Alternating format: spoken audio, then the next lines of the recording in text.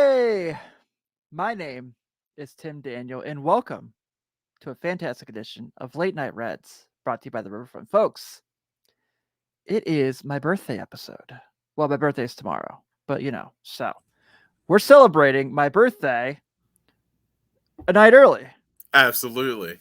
Yes, I'm joined by my good friend, as you can see now, a three-time, three-time co-host. I was going to say, is this like Saturday Night Live where I get start getting stars and I can be, Yeah, start being I like that. I like that 3 time. I like that. I absolutely love it. Man, um, this was pretty wild. So I'm so excited to have been here. What a fun week. So much to talk about this week's episode. Yeah, I like that. Sorry, Corbin Carroll, but the rookie team of the year goes to the Reds. He he did go deep today. It was I witnessed it. He's very impressive at the Yeah. baseball game. Yeah. But I do love that comment from Scott. But first, guys, hey, we got a little corporate here at the Riverfront. So we now are part of a nice affiliation. And this week's episode is brought to you by our friends at SeatGeek. Love SeatGeek. Dude, bought Kiss tickets for the October show in Cincinnati off SeatGeek before this came up. Oh Um, yeah. so, hey, SeatGeek makes it pretty quick and easy. Takes all the confusion out of ticket sales, right? Very simple. You go on there, it gives you a 0 to 10 score on each ticket to know if you're getting a good deal or bad. If you understand stop signs, green means good, red means bad, obviously. Or in this case, green means go, red means stop, don't do it. So SeatGeek is now good friends of the Riverfront, so much that if you haven't used it yet, our users can get $20 off their first purchase with the code Riverfront, all one word. I will tell you, if you haven't used it yet and you're planning to use it, keep an eye out for a certain event coming up. We have discussions right now that we are putting together. So, yes, Riverfront is the place to be. We'll drink to that. Happy birthday to me. The Absolutely. Redlegs, Happy 5 straight birthday, brother. wins, leading in the wild card. Pretty fun. Yeah, dude, it is. It's a fun time, man. It's a fun Yeah. time. It's I don't even know like how to put it into words, and I know we'll go into this later, but like and I think I posted it the other day, like win or lose, like gosh, this team is just fun. Like they're just a fun team to root for, a fun team to be around. The excitement they have for one another, like it's just super dope. It's just awesome. Thank you, Branch. I appreciate you. Shout out, Scott. I appreciate you as well. Yeah, it's super, super crazy, man. So a couple weeks ago on the Riverfront, the home show, see Chad, look at that Ultra Company, man. Um, by the way, I got to be a post. I'm now a part of the Chad Substack. So I posted my recap of TBT last night, where the University of Cincinnati Bearcats won the national championship. I mean, won an alumni basketball game. So check that out. uh, Check that out on Chad's Substack. I got to give a recap of the game. I had a lot of fun, but UC fans, you would have thought, oh my god, I had to call Ben at like I was gonna 11:30 say, last night and be yeah. like, you're not gonna believe this. Yeah, it's very rare. I get a text from Timmy D at 10:30 at night. He's like, "Oh, do you have time to talk?" I'm like, "Oh, I'm like, for you, absolutely. Like, what's going on? What's that?" He goes, "UC fans out of control, Yeah. out of control." What up, Pat? Pat Magooch in the building. Hey, yes, sir. All right, so let's talk about. Thank you, buddy. I appreciate you. Let's go ahead and get into the week before this gets off the hinges here. Obviously, everyone's deflated. Come back from the All-Star break, they get swept by the Brewers. It wasn't fun, but they managed to put together. They have the Giants come into town, and they lose that first game to suspended. And then they pick up the second game that night, and that's a freaking fun game. I know they Yeah, lose, it but was. the offense was like sputtering, and they go out there and score 10 runs. And man, that game was a blast. And Encarnacion Strain hits his first homer. We're gonna dive into him a little later. Joey hits his 350th. Obviously, a really cool moment. Mm-hmm. Wednesday, Willie Stinkin' Beeman, man, Will Yeah. Benson. So he was on Jim Day on. I don't know if you listen to Jim Day's podcast ever. Mm-hmm. But he was on there Monday and was just an awesome interview. Just like such a cool dude, like such an easy guy to root for, obviously. Um, just loved it. Loved the interview. It talks about like going through the struggles of when he first got called up and when he goes down to go to Pat Kelly and he's like, I need to go back up. I need to go. And he's like, relax, you're gonna get there. Um, so that was really Mhm. and kind of dove into that. But yeah, he comes out, he hits a huge, I mean, the game winning home run in that game. Absolutely. And Graham Ashcraft, just tremendous. And Thursday, dude, Andrew freaking Abbott. Oh my God. 8 innings pitched of 1-run ball. I mean, 1 hit ball. It was a 1-run game, but I was in the 9th when he was out because Wilmer Flores was like, fine, I'm just going to hit one more home run off you guys for you. Right. Before we get out of here. Yeah. Christian Yelich, Wilmer Flores, and Ketel Marte just had like the best time ever in this homestand at GABP. Yeah. They love it. They love Great American. Yeah. And so Abbott was unreal. Just so good. And then Friday, dude, another pretty decent game. I know Arizona's been slumping a little bit, but they're a good baseball team. They're a very good baseball team. And Matt McLean hits a grand slam. Saturday, they go back to back between Freedom McLean and Fraley. And then today, Ellie leads the game off with a homer.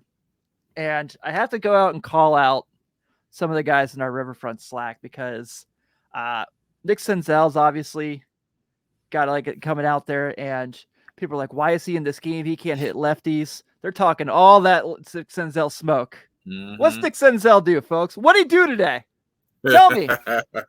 What did Nick Senzel do at GABP this afternoon besides the ground into a double play, which he was safe, by the way? I'm standing by that. Yeah. He just smoked a tater. Just smoked a tater like Branch Brown does on his grill. That's what he did. You feel me? It was awesome. And, you know, just felt good. Like the LA leadoff home run. So I was standing up, you know, like when you're on the far end of the ballpark in the 500s, and it's like you're next to like where they have the swings and like the child's play area and stuff. I was standing like there by the seats, and my wife and so Grace Nyers come to get me and be like, hey, let's go to our seats now because she was taking care of the baby. And as I'm like standing there, you can see Ellie's ball in the air. And I'm sure on TV it was like a no doubter, but like watching it in the air, seeing how high it went and how fast it went, I was like, wow, that's insane.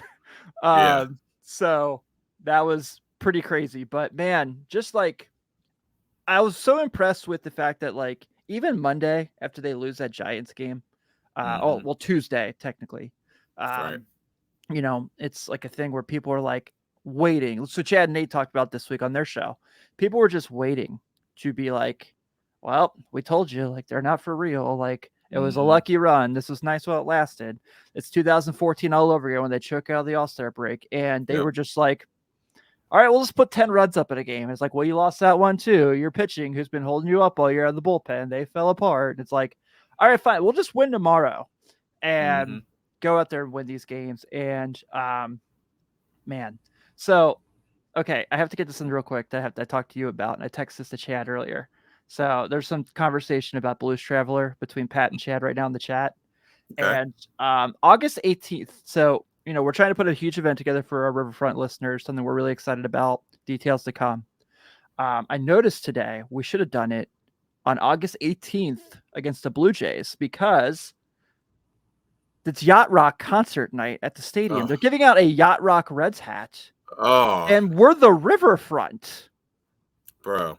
We need a marketing team. Yeah, I know we talked about this prior to coming on air, but there's nothing like Yacht Rock. Like there's nothing like the sounds of crisscross sailing, like you said. There's nothing like a good rot yacht going on in a Reds game. And like you said, you're the Riverfront. Yeah. Yacht Rock, Riverfront, hand in hand. Somebody's missing something. I don't get it. Yeah. I mean, we could have been like over there, like watching the Reds beat the Blue Jays and like seeing like Alexis Diaz strike out Bo Bichette and just being like, sailing takes me away. Yep. Yeah. See, could have shut it down. Would have been perfect. I guess we couldn't get the box. They couldn't get the boat though. Other places do that apparently, from what I hear. Oh yeah. Yeah. But dude, so look, what a fun week. You know, like we said, like this was a team that everyone was waiting to count them out.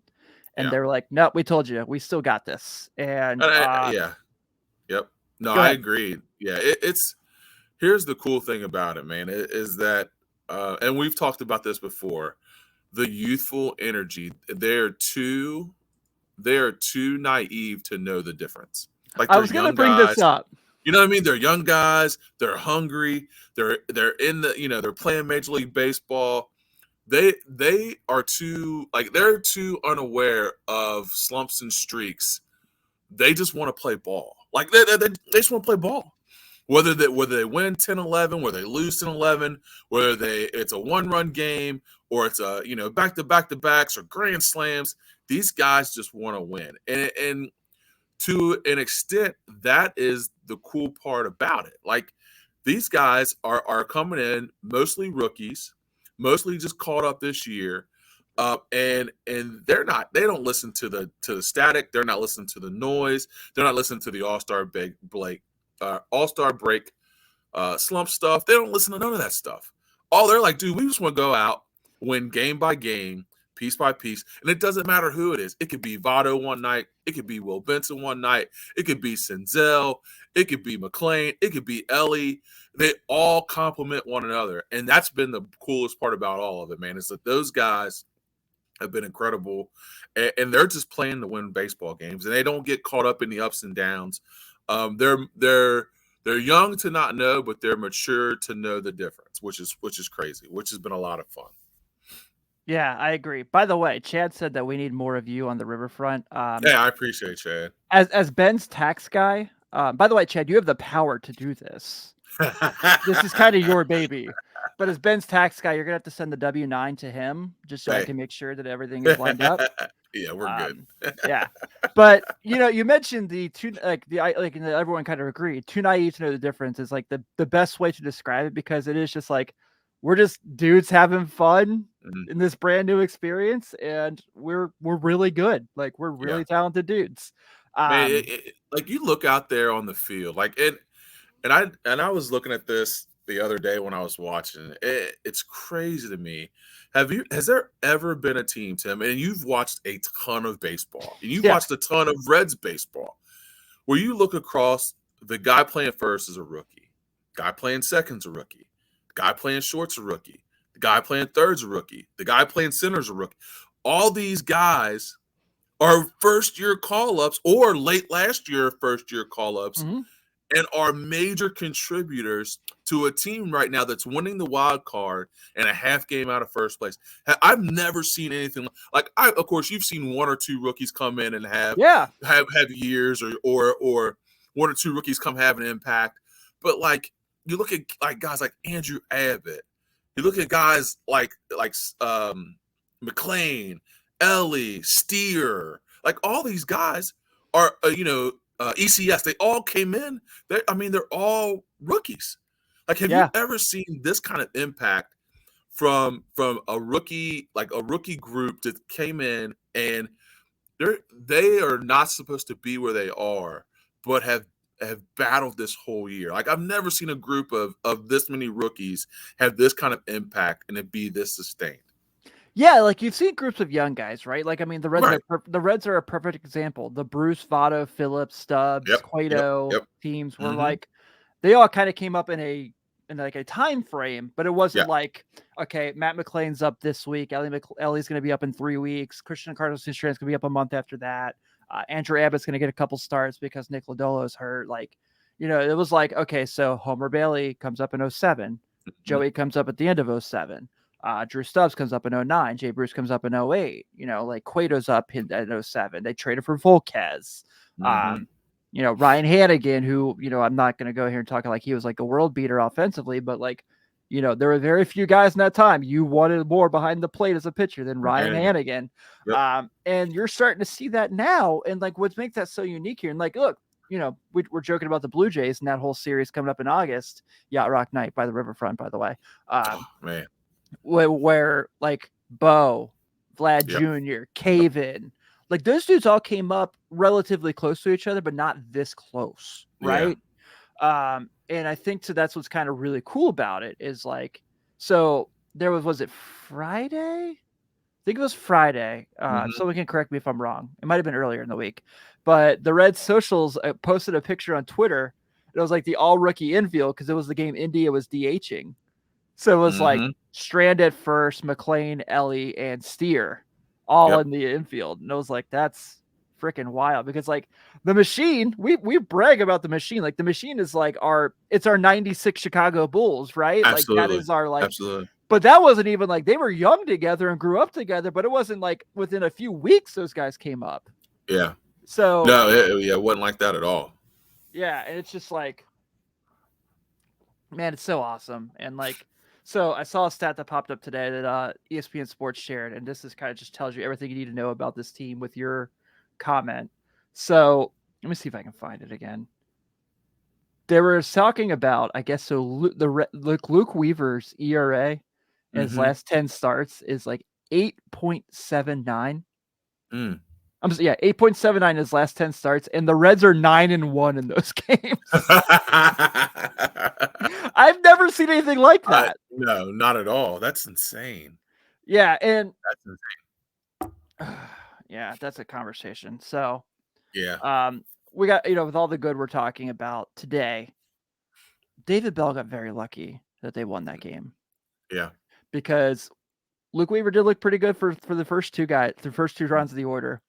Mhm. But when Corbin Carroll came up with 2 runners on, that was as predictable as it gets. Here, Tim, I'm going to here. This is a story. This is what was happening today. So, myself and my wife went to a young man's graduation party. Mhm. We were there. Of course, everybody's watching the Reds game. We're all hanging out. Uh, they got runners on, and I kid you not, I looked at a buddy of mine that was right next to me. I said, "Oh, I'm like, this is going to be a big inning for the Brew, or this is going to be a big inning for Diamondbacks." And then Corbin Carroll came up, smashed the ball. I was like, "Here you go." I said, like you said, it was so predictable. Once you go, dude. Unless you are a guy that has multiple years of experience and and craftiness, it's hard to get through a good lineup like that multiple times. So once he got to that third time around and they started knocking him around, like you said, it could have got really ugly because he waited to pull the trigger just a little bit too late. So, but Pat saying, "I wish you would have got ejected so I could have called him Carol the Karen." That's pretty funny. That's pretty funny. Branch has an Oppenheimer reference here. I didn't see Oppenheimer. I saw Barbie this weekend. I didn't see Oppenheimer, Oh, but I you did see saw? Barbie. That's a side note. How was Barbie? Fantastic. So fun. Okay, So okay, fun. We went to the okay. drive-in in Amelia so we could take Iris, Oh and yeah, dude, it was great. good deal. It was great. Hmm. Um, so yeah, that was awesome. Great week for them to kind of find the ways to do things and find the ways to win and come back from a tough stretch with the Brewers. Yeah. One thing I really want to talk about, by the way, so kind of one of this next segment here. Um, so the starting pitching is kind of starting to pick up some steam and pitch really well right now. And I wanted to kind of highlight a couple guys here, particularly because we talk about Andrew Abbott all the time. Green and Lodolo, we know they're on the way back. Hmm. Luke Weaver is there, but like Nate said a couple weeks ago, teams of destinies win games when Luke Weaver pitches, Yeah. and this team wins when Luke Weaver pitches. But I want to talk about Brandon Williamson, Ben Lively, and Graham Ashcraft and what they've been able to do from their struggles early in the year. Hmm. Um, Brandon Williamson, it was like after that game in Baltimore with the rainout, was like, it's like all of a sudden he like goes and pitches the 4th of July against the Nationals and gets pulled early because there were some issues with the Hmm. weather. Um, and then like since then it's been unbelievable. Like yesterday, he was awesome. He was Yeah. freaking good. He gave them a chance to win Yep. on back-to-back home runs. Graham Ashcraft, who look like we were all kind of worried, right? Like when he came Hmm. back, when he got hurt, like he went on the IL. He has a first start back against Atlanta. Look, a lot of pitchers are going to get knocked Yeah. around by the Atlanta. Braves. Yeah. Atlanta's Atlanta, man. Yeah. Yeah. That's a hard team to come back But against. man, bounce back has pitched really well since the break. And Ben Lively, who I know compared to the other two, That's a 4.15 ERA, 8 2/3 with 4 earned runs. But the caveat of Sunday, he gets pulled because he has they're worried about injury. And then Friday, Will Benson misjudges a ball and they pull him Yep. right after that, or else he goes 5 innings. That leads to a run. But, the Ben Lively story is incredible, right? This is a guy who was out of the big leagues for 4 years. Like, it's the ultimate. It's better than the rookie. All right. Yeah. So I know that Dennis Quaid is too old to play Ben Lively in a movie. But I don't know. Could like Bradley Cooper play Ben Lively? Oh, I know yeah. I think Yeah. he's a little older, but like he looks like he's like But he 27. looks So young. Right. right. Yeah. Yeah. But I think Lively's looked really good. I know he gets lucky a lot if you look at like the stuff. But I think he's been awesome. But Brandon Williamson, man. So he comes out in that Colorado game, and you're like, oh God, big league debut against the Rockies. You're like, that's scary. That Orioles game, like we talked about, like, the rain is coming down, like it's like a monsoon, and he's out there trying to throw pitches. Yeah, which is insane.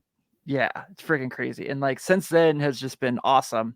And seeing Graham Ashcraft come back. So, the big conversation is obviously this team needs a starter. And look, I still stand by that. Like I know Green and Lodolo are coming back. I should say hopefully. Looks like Hunter Green's going to start to throw from a mound again, and he should be back in August. Lodolo, they're not 1,000% certain. But, with what these three are giving them, and Luke Weaver, they win when Luke Weaver pitches. There's that. But it's unbelievable, man. Like Brandon Williamson, it's very rare you see a guy who looks much better in the big leagues than he did in the minors, because you're supposed to dominate minors talent to get to the big leagues. Right. And like all these struggles, you're like, well, he walks guys. He can't locate his pitches. Like this, and this. He comes up here and it's like, I just strike people out. Yeah. Yeah. I think that it's there's a certain learning curve for Major League Baseball pitching.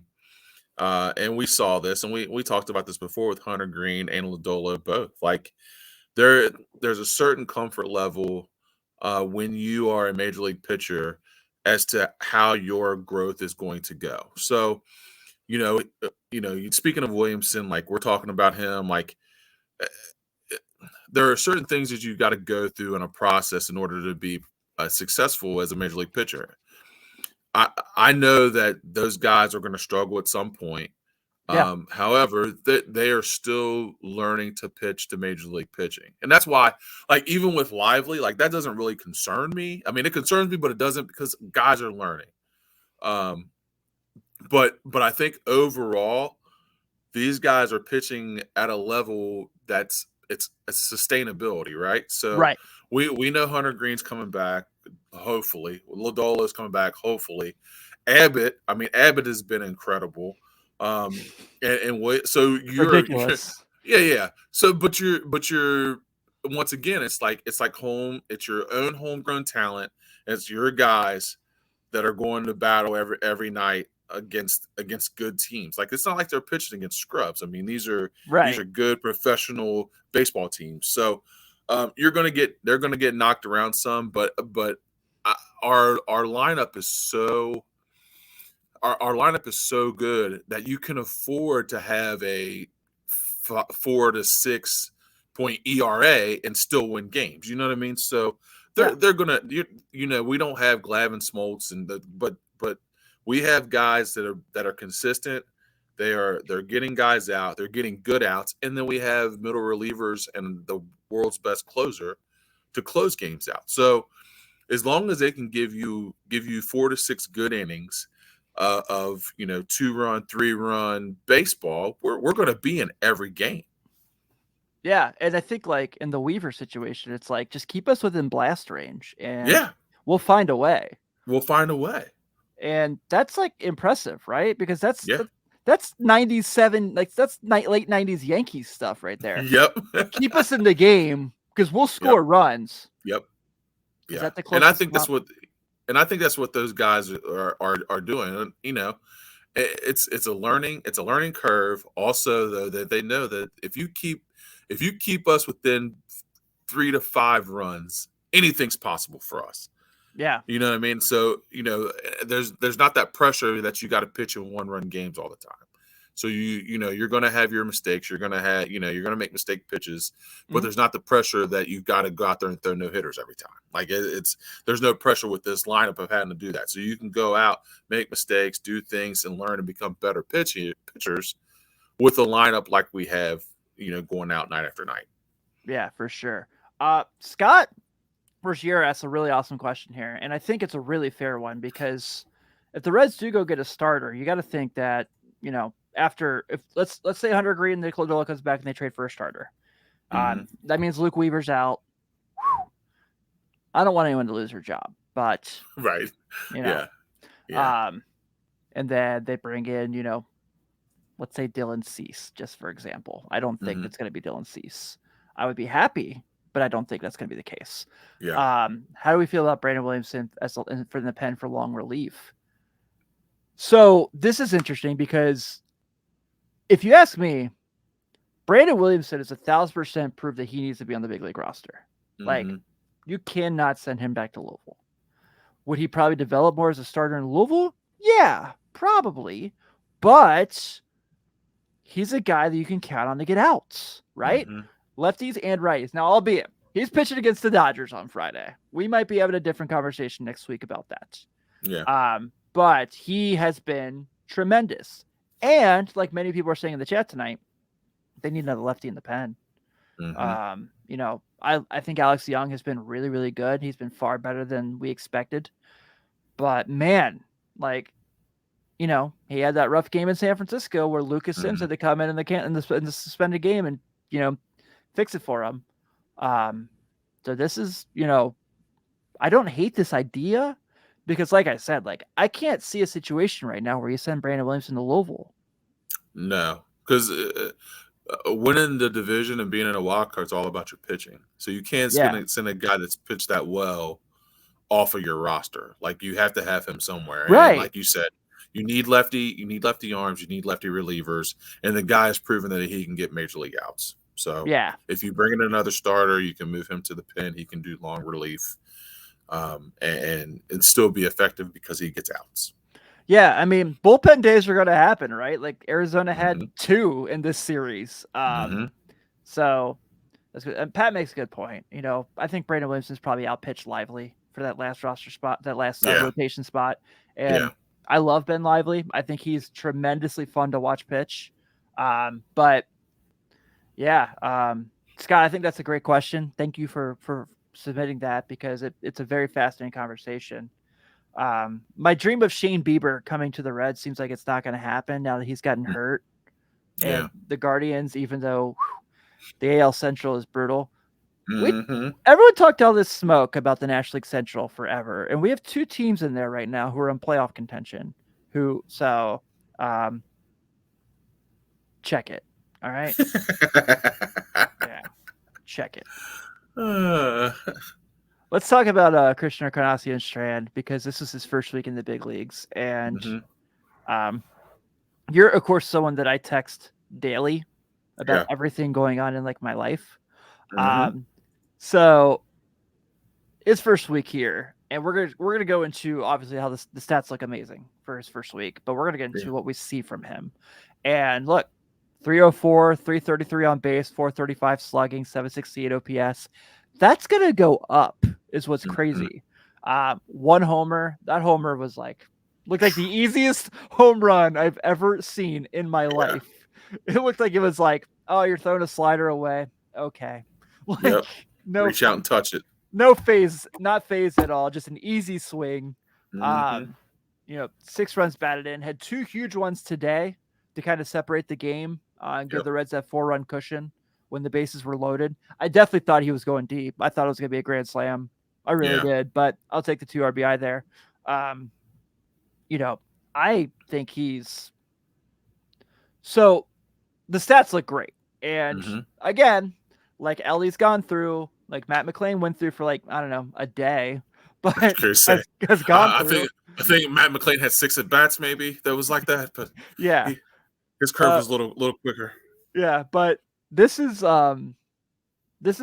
And I saw some guys earlier that he's destined to be a 4 or 5 hitter. Totally agree. Yeah. Totally agree. Man, when he is like at the plate, he spits on balls that are like, I'm not swinging at that. Hmm. And he makes you throw him strikes. And Yeah. I'm not obviously going to like go out of control and compare him to guys, but like has like a similar swing to like Pujols. Not that he's Albert Pujols. So please, no one like that's not the clickbait conversation here. Right. But just that super easy, smooth, go through the strike zone. Hmm. It's impressive as hell. Yeah, I think he's a 4-5 hitter at the moment until he gets better in corner infield. I think he's a DH, which is not a bad thing. And this kind of leads me to another conversation we'll have after this. But what is your thoughts on this? I think his potential, I believe, is to be a 4 or 5. Um, dude, to watch him have those good of at bats, and I said it about Matt McLean too. To have these kind of at bats as a rookie, where you're not swinging at dumb pitches, you're not swinging it at pitches out of the zone, you're not chasing bad balls, your swing looks easy through the zone, you're making solid contact. Like I said, we're not saying he's going to be this way. He's going to have a struggle. Of course, people are going to adjust to him and things like that, which they're professionals. That's going to happen. Right. But the ease at which he makes contact, the ease of his at bats, the ease of when he makes contact on a ball, and how like his swing path and the way he goes through his process and all that stuff, like that guy he's a professional hitter, and I always noticed, which it's funny, nobody really knew about exit velocity until about 2 years ago, because that's when they started making it like a thing that everybody watched. But it, there's just different guys that when they hit the ball, it's just different. He's one of them. Like Yeah. he hits a ball, and the exit velo on those balls are just insane. Him and Ellie, like that's the path of which they're able to swing and the power that they're able to generate. Like it's just insane at what they're going to do. So I think he will have a stretch, of course, where he'll struggle, just like Ellie did. Sure. Like we said, just like Will Benson, Matt, like all these guys are going to struggle, but eventually he's going to figure it out. The DH is a perfect spot for him, and I think that he's going to have a lot of success.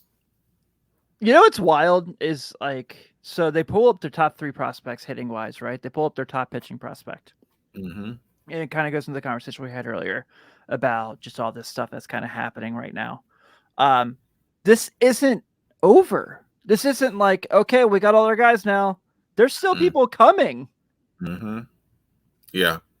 There's reinforcements on the way. Like this isn't. It's like the Avengers Endgame, where what I mean. All the circles are popping up. All the circles start popping up. Here comes Noel. Here comes Edwin Arroyo. And here comes Noel V. Marte. Yep. Yeah. Like, so like it's not over. It's not over by a long shot. So that'll be the interesting thing is what is the timing for those guys? Like where does that, where do they start to fit into the plan of not only just the end of this year's roster, but we're looking future 2024 or 20, like when 2024 or 20, like when do those guys start to peek their head and start to get a taste of this? Because what you're starting to see is that youth movement that we've already talked about. But like, man, like it's gonna be like, if you guys have ever watched Voltron or Transformers or whenever those guys start to assemble and they start to come together and it becomes a machine, dude. Like it's gonna be insane. Like you said, it ain't over. Like this is just the tip of the iceberg as far as the Red Farm system and what we've got in store for people. Yeah, so I know Tyler Stevenson struggled a little bit this year, and it hasn't been the season we all wanted him to have. Mm-hmm. I'm fully confident he's going to bounce back. Yeah, I don't know. I don't know if it's going to be this year, but 24, I think he's going to be awesome. Yeah. Having an off season, they'd be like, what went wrong? I'm on this really good baseball team. Pressure's not on me because look, we went into the year thinking if India and Stevenson are really good, we have a lot to be excited about for the future. Mm-hmm. And they've been very up and down.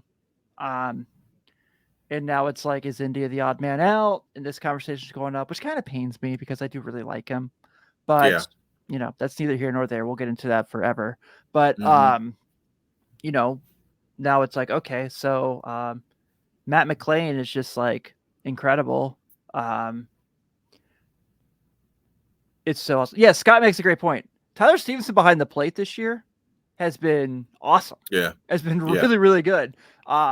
These last few months, like you can see him, he's framing well, which I think pitch framing should be illegal. I think we need to. It's unbelievably terrible. But I think he's been so good behind the plate. Yeah. And I think so. If he's in a situation where it's like, hey, dude, like you're a catcher, you've got pop. Like he has shown pop lately. Hmm. Hit seventh for us. We can take the pressure off you. Like that's ridiculous. Yeah. But yeah, man, it's so I think it's been really good. By the way, Luke Maley today, 2 hits, had a home run the Yeah. other day. Has local Luke earned the spot of like long-term backup catcher until someone's ready for it? Should Oh, local Luke be on the big league roster in 24? I would think yes. I would think. I I mean, would think so too. he's been a solid contributor as the backup catcher. Like he's been, Yeah. he's been legit. He's been legit. I think he's earned that. I think he's earned that for sure. I'm sure he would be happy to be back on the Reds. I can't speak for him, obviously, but the fact that he's from a local high school, he played Hmm. baseball at UK. Yep. Like I'm sure he'd be like, "Oh, you guys want to bring me back for a couple years?" Like, okay, sure, like I'm Yeah. down. Yeah. I'm Um, sure he'd eat that up. Absolutely. yeah. So I saw some questions about what birthday cake I prefer, and Pat said that I look like a carrot cake guy.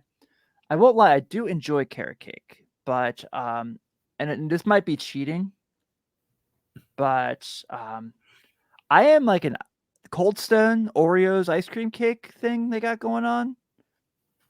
You don't have to give that to me on my birthday. You can give that to me on a random Wednesday afternoon, and I'm gonna demolish that thing.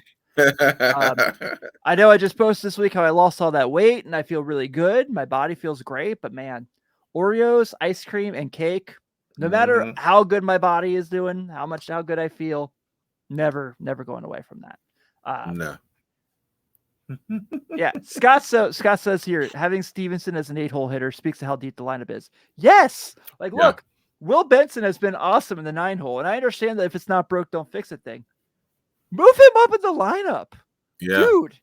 Like, okay, between Joey Votto and Jake Fraley, he has these guys to pick their brains about the strike zone every day, and he sees the strike zone incredibly well. I am Yeah. so impressed by some of the pitches he spits at and some of the pitches that he takes, and it's like, I would have swung at that. Of course, I'm not a big league pitcher, but like I would be like, I gotta swing at that, right? Like, and he's Yeah. like, nope, that's a ball. It's like, where did this eye come from? It's so. I am as pro Will Benson as it gets. Oh, absolutely. Yeah. Yeah. I really like Will Benson a lot. Yeah. Sid Nick makes a great point. He is like basically their second leadoff hitter. When their lineup moves around, he's on base for Ellie. Yeah. I actually really like Ellie the leadoff spot. I was scared. I was gonna add. That was gonna be my next question. What do you think of the move with Elliott at leading off the leadoff? So a couple weeks ago, I asked Chad on an episode of the Riverfront, is he Ricky Henderson? And I knew how ridiculous it sounded. I knew I was way ahead of my skis, especially as someone who freaking loves Ricky Henderson. Hey, Ricky, love Ricky. Yeah. The David Cross Ricky Henderson bit, for those who haven't seen it, go and YouTube it. It's the funniest thing of all time. But I was like, is he Ricky Henderson? He's fast. He's got pop. Like all he needs is a leadoff spot. Now he's leading off. The fact that he can just like wreck a freaking game plan with the first at bat of a game, Yeah, is unbelievable. Yeah, and like you said, like more at bats. yeah, Like Sid Nick makes the point of. If a ball bounces in the outfield, it's guaranteed extra bases. yeah. Ball's Yeah, gonna stay in the infield to be a single with Ellie De La Cruz. Right, and I think that's one of the cool things about it. One, and the more at bats, but two, like a pitcher comes into the game, your first at bat, and you've got to be as cautious as you possibly can, because there's a guy up there that anything that hits the ground is at least a double. Infield, it's a single. And if you make a mistake, he'll hit it into the river. So like you got to come in super cautious just to start the game. from either side of the plate. Yep. You know what I mean? Yep. Like, the conversations we're having about him are so Paul Bunyan like. Yeah. It is. Oh, it is. Absolutely. Yeah. It's freaking crazy. Yeah, Mr. Juan brings up the point of last year we had Albert Amora started games. Dude, like the lineup from opening day to now. You're It's talking about great. last Yeah. season, but like Will Myers, Kevin Newman, like all this stuff. Oh Nick my Senzel gosh, wasn't up. Tim. Hey, That's wild. yeah, Matt Reynolds was getting Just at bats for the team in April, like Pat brings up. And look, yeah. Matt Reynolds has kind of been raking at Louisville lately. It's kind of wild. Chucky Robinson, too. I saw a couple people talking about him when we brought up Luke Maley. Chuck, I don't know if I like Chucky Robinson. I do worry he's a 4A player, which, like Carlos talked about a few weeks ago, Stuart Fairchild, everyone needs it. I think it's a matter of time if this team does, in fact, make the playoffs. I can't imagine a situation where they still have Kirk Casale getting 2 at-bats a month and Yeah. Stuart Fairchild down in Louisville. I think that Stuart Fairchild would be up for that, especially as a guy right off the bench. But I was going to ask you, yeah, Scott, this is the best point of the show. Jason Vossler was like our power hitter in April. He was. He was the starting first baseman on opening day. Oh my gosh, Like, that is crazy. That was this year. That was this season. That was 100 games ago. Dude, oh my god. Now I gotta go look. Now I gotta go back and look. Like, if you look at the opening day lineup compared to today's lineup, it's wild. oh my gosh, It's insane. That's insane. So I was going to ask you about kind of your thoughts on, so the conversation's kind of been going around of, so they have 9 position players that you can play every day, but they have 10 position players who are good enough to play every day. Yes. And it's obviously a good thing. The more talent, the better. Do you like this kind of rotation they're doing where like a guy's getting a day off, like here and there? Like Joey got the day off today. Yesterday, Ellie got the day off. He did come in later and, of course, score a big run. But I think to keep these young guys fresh is kind of really nice, especially now that they're in a playoff race. Yeah. Do you like this idea that I they love coach? it. Yeah, I did too. Yeah, I love it. Here's the thing. Like, if you are any team that is contending or in a contender spot, like you want to have, this is your dream scenario, right? To be able to plug a guy in and play a guy and get quality at bats and not lose anything by subbing a guy down. Like mostly, a lot of years, if Joey Votto was out of the lineup, I mean, we'd be like, oh, why's Joey out? What's going on? Why? Like we'd all be panicked because Joey not in our lineup means that either one, we're not going to score a whole lot of runs, or we're not going to get any production. But we've got so many guys that can produce. I mean, from Friedels to Fraley's to Benson's to Steers to we got so many guys that can produce on a different day. Like it is an ideal situation to be able to give Ellie a day or give McLean a day or give India a day, especially like I think it's important for when guys are going through like 0 for 7s, 0 for 8s, they need a day. Like I think like when India was struggling and he got a day off, maybe it was in like the San Francisco series or one of those series in there, like he got a day. The next day he came out with like 2 for 4 or 1 for 4 with an RBI. Like I think guys need those days to reset themselves. I mean, they are human, but they're professionals at what they do, but they're also human. Like they need those days to be able to reset themselves. So to be able to do that and not lose anything in your lineup is huge for a team that's going and trying to make a playoff run. Yeah, and someone brought up the point earlier. I think it might have been Scott again in the chat talking about. By the way, this team just has I don't know, Nick Senzel, whatever they need to plug him in for a spot, and he can play a ton of positions. I really love everyone knows how big of a fan I am of Senzel, and like I know like everyone makes fun of me for it, and I get it. I would make fun of myself for it too. But look, no one's louder than me when he does something right. When he does something well. And I was that way with Drew. Now Drew's one of my buddies. Like Drew and I shoot the shit every now and again. So there's my one. Sorry, Chad. But so like, yeah. By the way, oh, hey, we just need to fill in a guy today. How about the former second overall pick in the big leagues? Can you get a couple at bats for us today? Right. What? Hey man, Jose Barrera was our starting shortstop opening day. Dude, What the heck? He's raking in Louisville. He's raking in Louisville, and he was our starting. By the way, shortstop. You said it, so. Just let it shine through. Just let your soul, baby, feeling oh so silky smooth. Just let it shine through. Just let your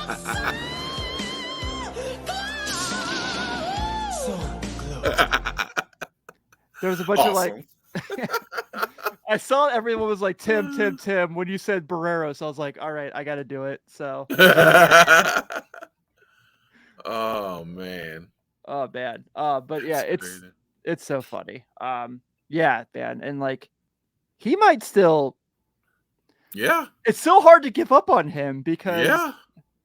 Oh man, Scott, if you think you're a bigger Nick Senzel fan than Tim Daniel, I don't know. Chad Dotson, also a big Nick Senzel fan, though. So, Nick Senzel, if you are listening to the show or watching on YouTube and subscribe to the channel, you're my guy. Thanks for that home run to get my birthday started.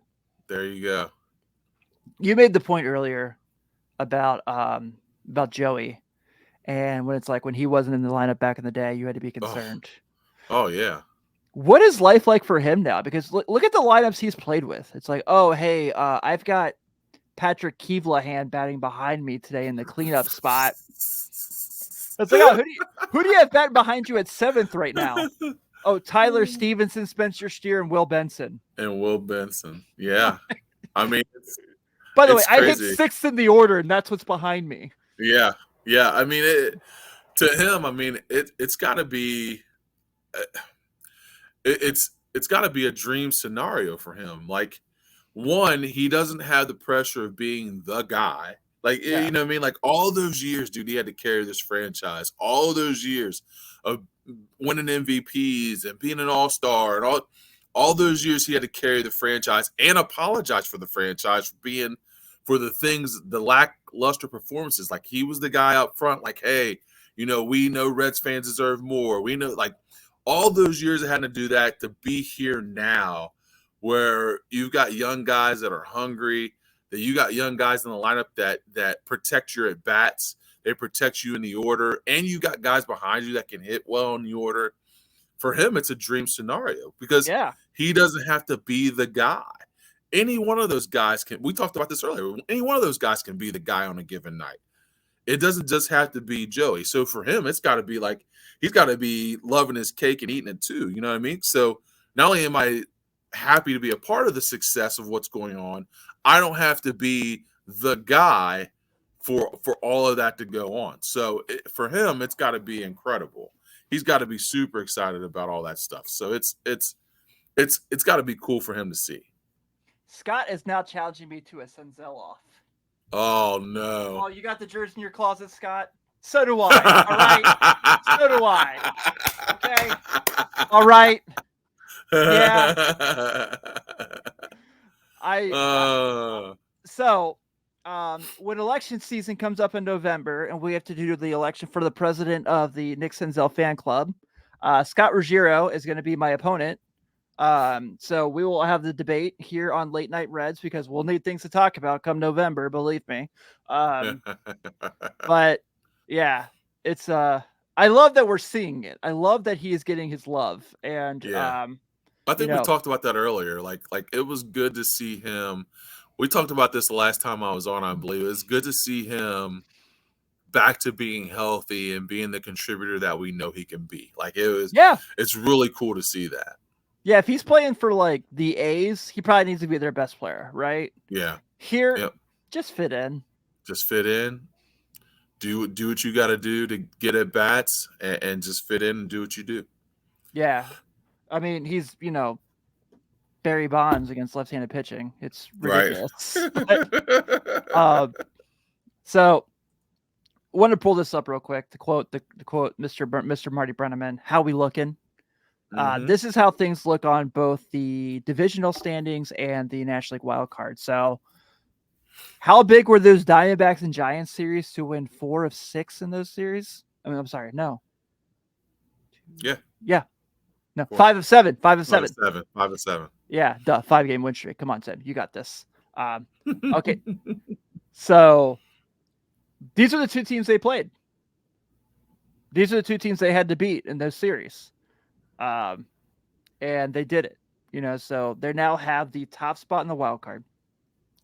So now there's two, forever it was like, well, they got to win the Central. There's no way they can get in the wild card. They got to win the Central. They got to win the Central. That's the only way they get in the playoffs this year. Mm-hmm. Now there are two ways you can go. Now you have two possibilities because of what they did this week against the Giants and the Diamondbacks. I mean, after the Brewers series, they were 4 games out of the wild card. Yeah. So they were able to do something here. And look, I want to win the Central. I'm not going to sit here I'm not going to complain about the wild card. I will never complain about a Reds playoff team ever again after what we did in 2013. I will never. Funny enough, the season ends today. They'll be playing the Brewers in the freaking wild card. But I mean, the first round. But neither here nor there.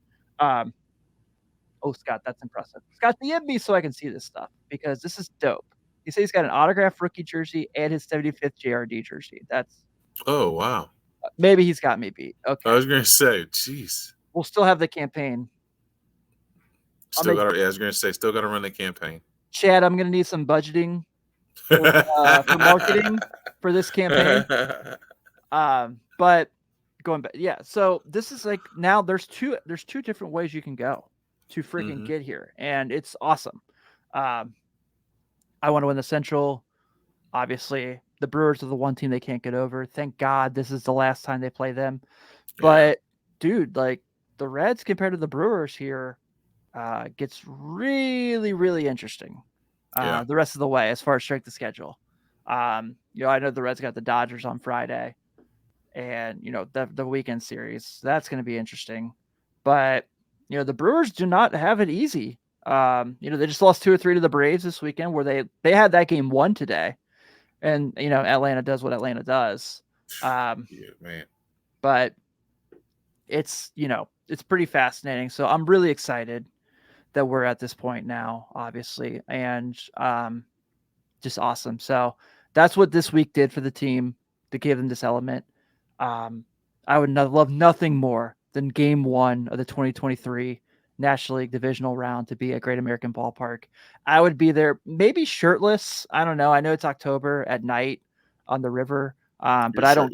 Your shirt would be off, Tim. Yeah, that's a guarantee. Can't confirm. I got to show off. I got to show off this 6-pack I don't have. All right.